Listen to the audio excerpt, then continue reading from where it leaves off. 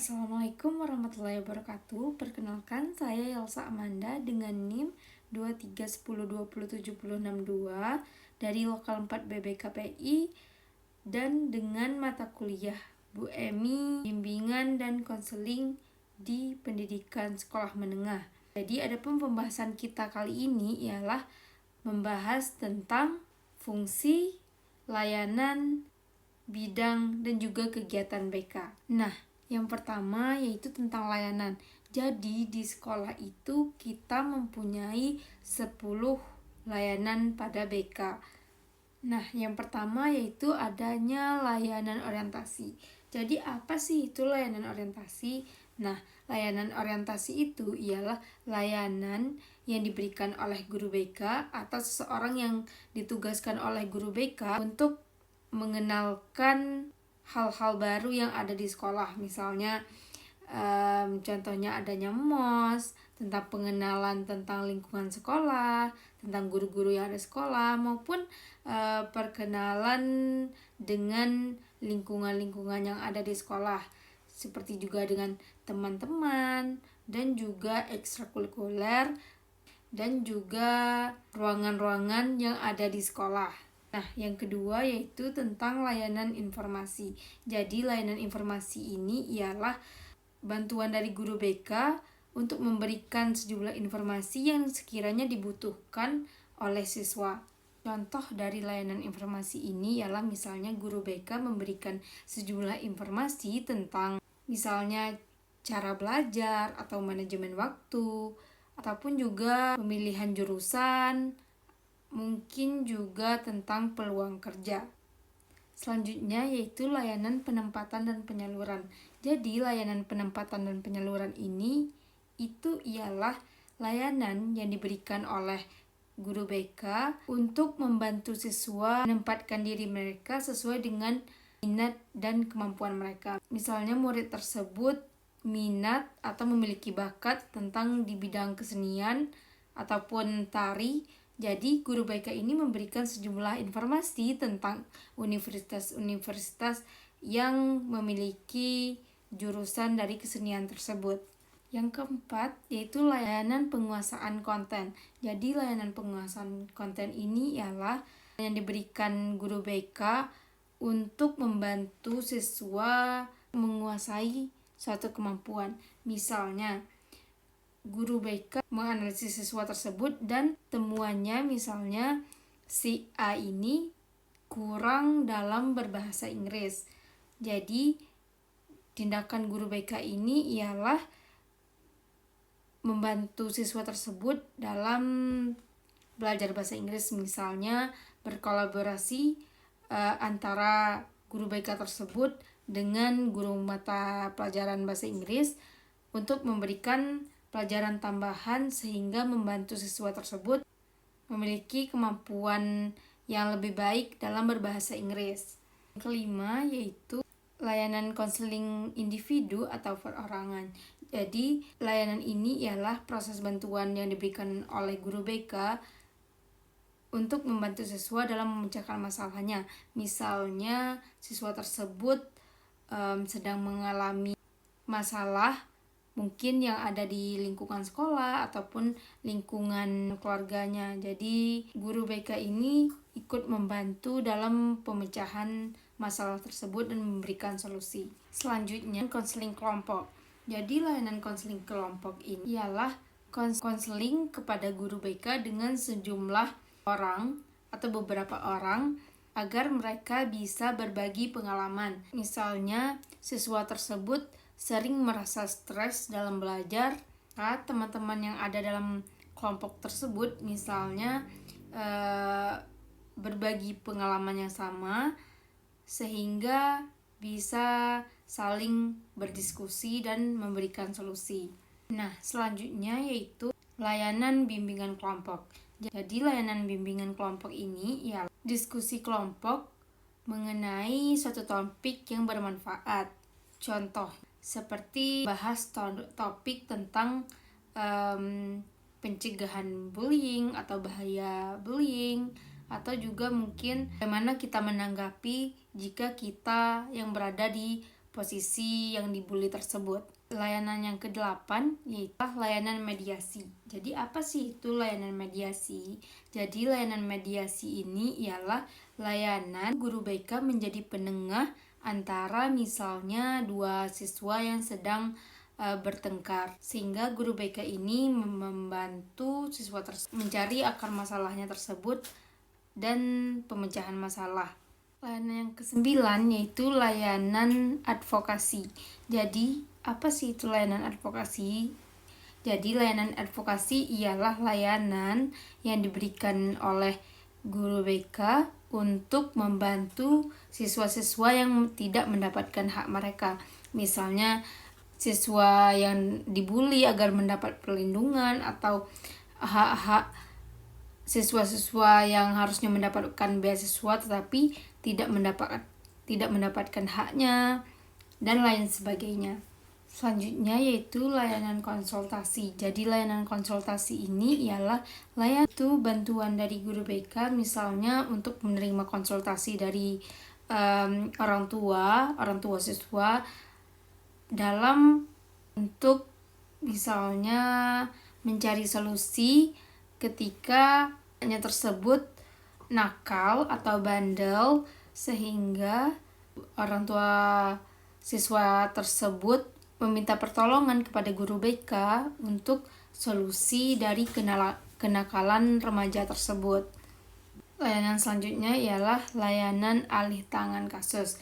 Jadi layanan alih tangan kasus ini ialah misalnya guru BK ini membantu dalam penyaluran siswa ini. Misalnya siswa ini mengalami depresi terlalu berat, sehingga guru BK ini membantu dalam penyalurannya kepada konselor atau psikolog, atau mungkin tentang penyalahgunaan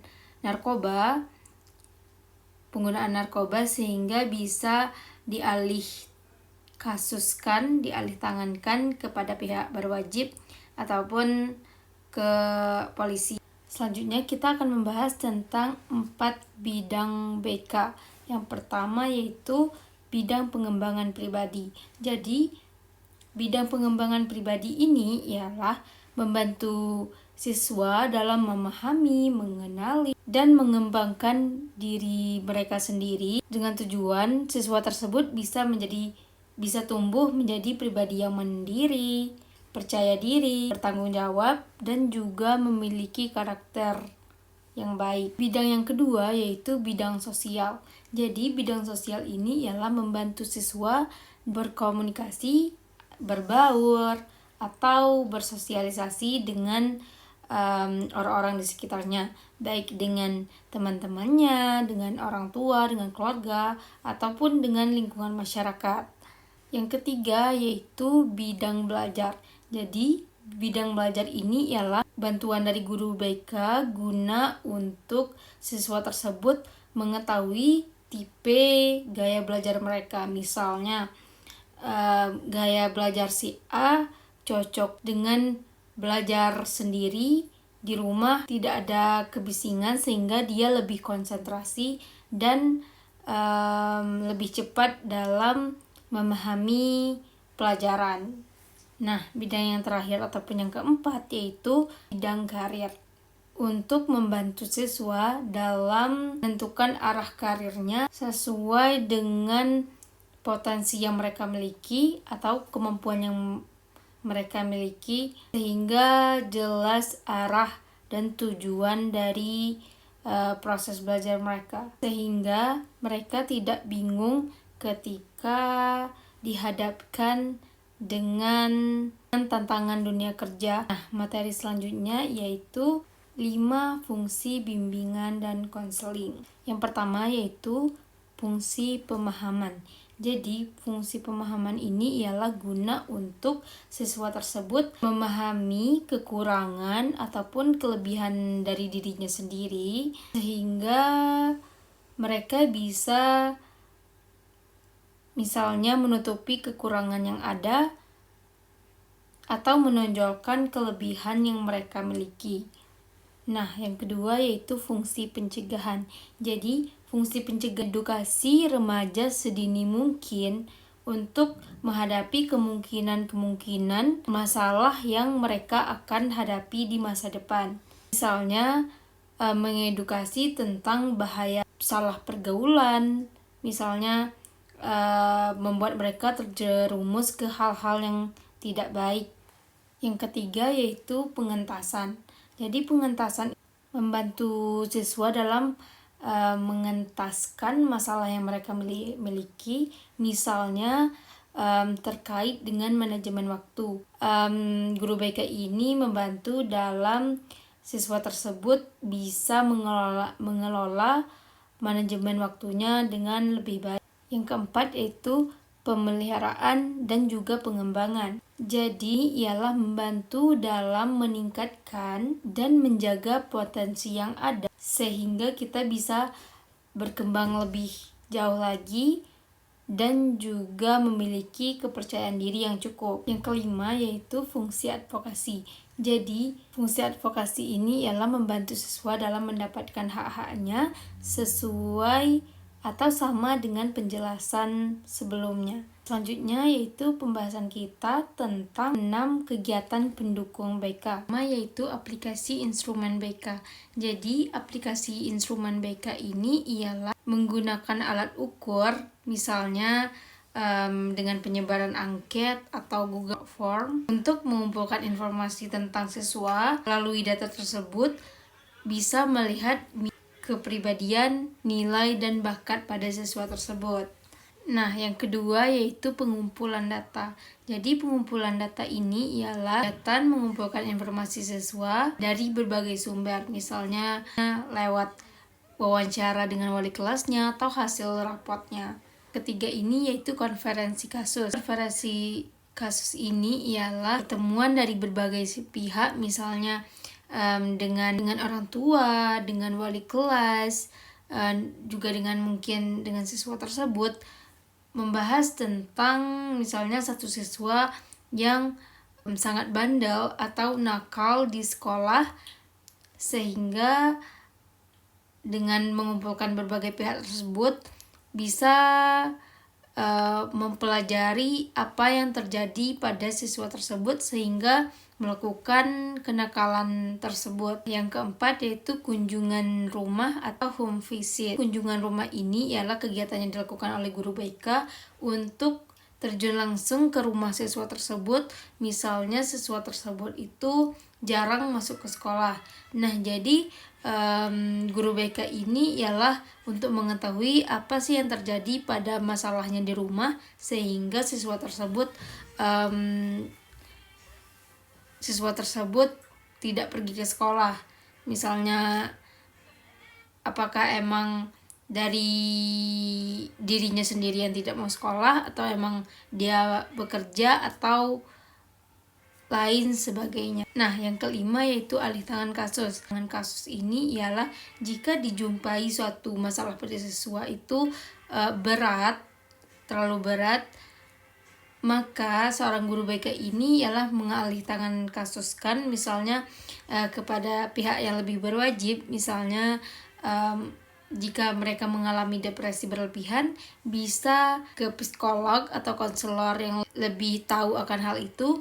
Juga misalnya tentang penyalahgunaan narkoba atau kenakalan remaja lainnya, bisa diarahkan ke pihak yang lebih berwajib, misalnya ke polisi ataupun semacamnya. Selanjutnya yang keenam ataupun yang terakhir ialah tindak lanjut. Apa sih tindak lanjut itu?